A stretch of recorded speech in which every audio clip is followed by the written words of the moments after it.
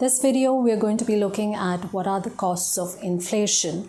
Now inflation, as we know, is the sustained rise in the general price level of goods and services in the economy over a period of time, which we saw could be probably a year. So what exactly are the costs of this inflation? Now, number one, inflation has redistributive effects.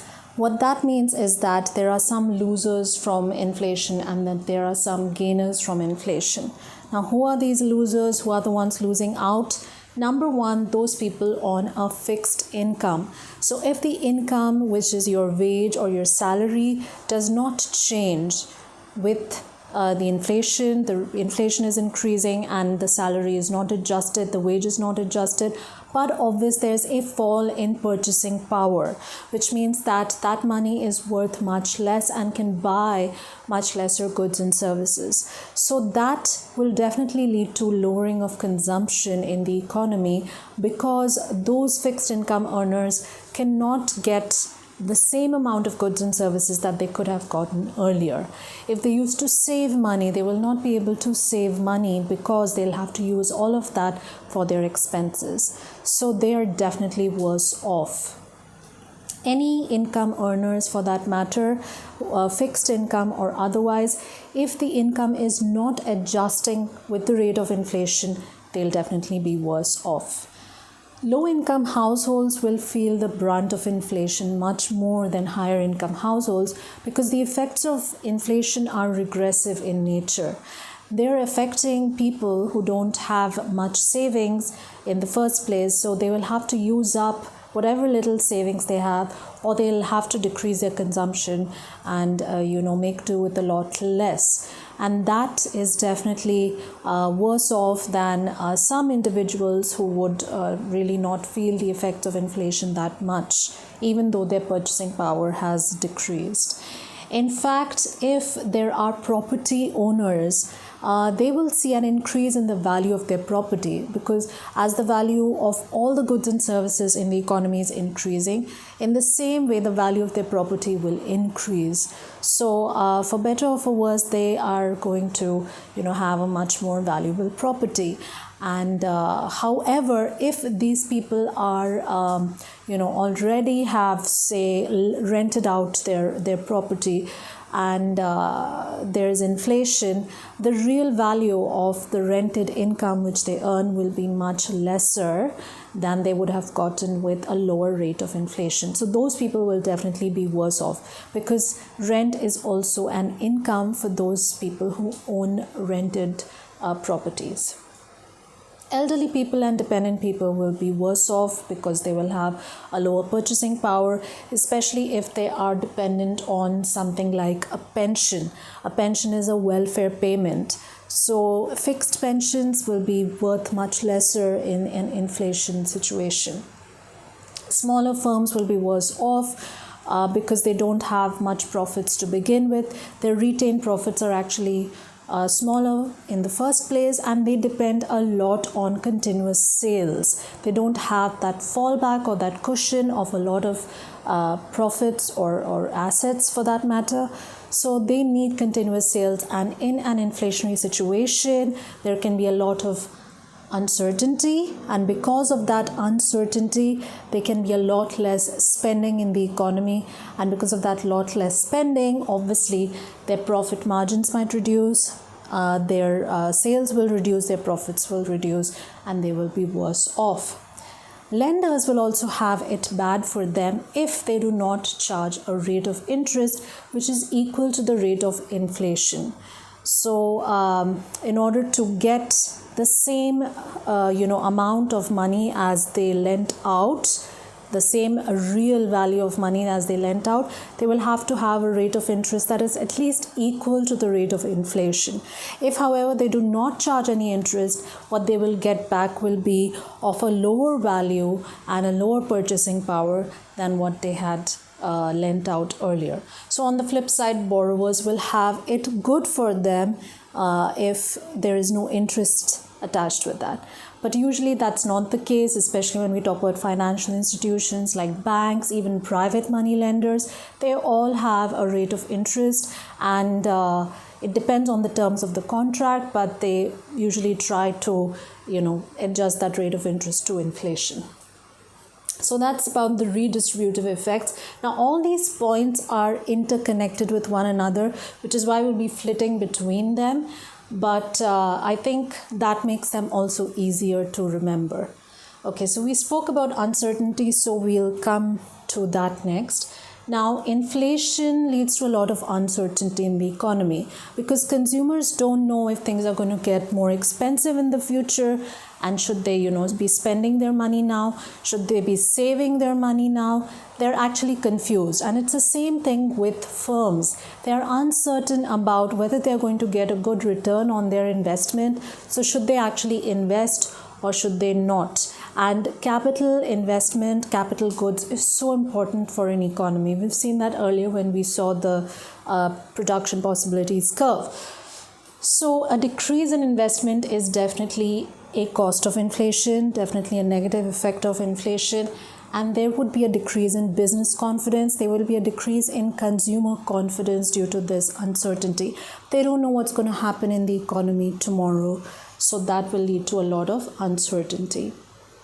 Now, since we spoke about the redistributive effects, we can also talk about savers of cash. So those who save and don't actually maybe put it in a bank, then they will be worse off, because whatever amount they have saved, the value of that amount is going to decrease because of inflation, right? The real value of that money is going to decrease. So unless and until they have put it in a financial institution or a bank which is giving them a good rate of saving, and that rate of saving is greater than the rate of inflation, or at least equal to the rate of inflation, then they would be better off. But there is no predicting, because you might be putting your money in a bank, and let's say the savings rate that you're getting from it is 5%, and suddenly there's 7% inflation. You're definitely going to be worse off. So savers will face the cost of inflation, and it will also decrease the incentive to save in the economy.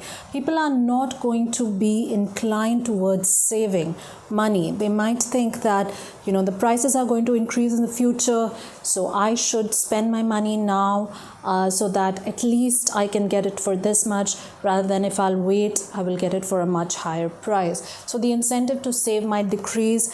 We spoke about low-income households that actually have to depend on their day-to-day income. So there's no question of saving for them, even if they want to. And we spoke about higher spending due to fear of higher prices as well. So this saving will reduce. Now that will have an effect on investment, because if there is less saving in the economy, there will be less investment in the economy, and that will affect economic growth. So let's look at this from the aggregate demand equation, because whenever we speak about economic growth, we should tie that in with GDP, and we should tie that in with aggregate demand. So because of consumption decreasing, like we spoke, because of the purchasing power decreasing of people, consumption will decrease, investment is decreasing, right? Firms are uncertain about the future, lack of business confidence. There will be a lot of uncertainty, and firms are going to be very skeptical about the real rate of return of investment. So that will decrease how much money is being invested in the economy by firms. Remember, investment, when we speak about, we're talking about firms and not consumers. So investment on capital, so that will decrease, and there will also be a decrease in business confidence, and that can decrease the economy's productive potential because of a decrease in economic growth, decrease in AD ultimately because of this. And then because of that decrease in aggregate demand, there can be a decrease in productive potential, because the supply side of the economy may also get affected, and this will lead to a decrease in productivity. Now, this can be very harmful for the economic growth of a country, especially if this happens over a long period of time.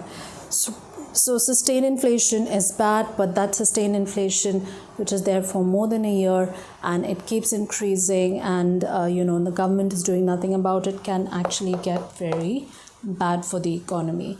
At the same time, what happens is that because of the cost of living increasing, because of the decrease in purchasing power, there will be labor who will demand a rise in their wages and a rise in their salaries, which means that firms will have to increase the amount paid to labor. Now, labor cost is a cost of production. We know that.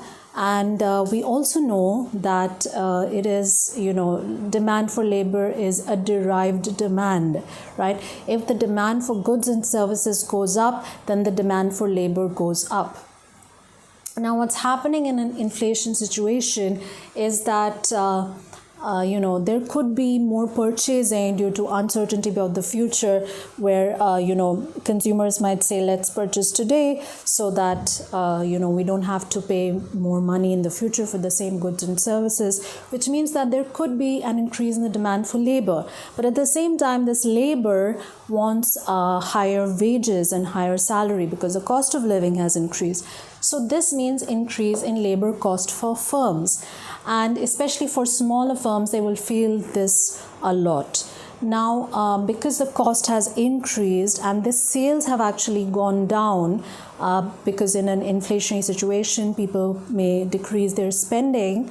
So increasing in cost, decreasing in sales will definitely decrease their profit margin, right? Because the profit is revenue minus cost. So their sales revenues are actually decreasing and their cost is actually increasing, which means that their profit will definitely decrease and their profit margins decreases. So this is very bad for economic growth. Again, we can see how this will affect the economic growth of a country.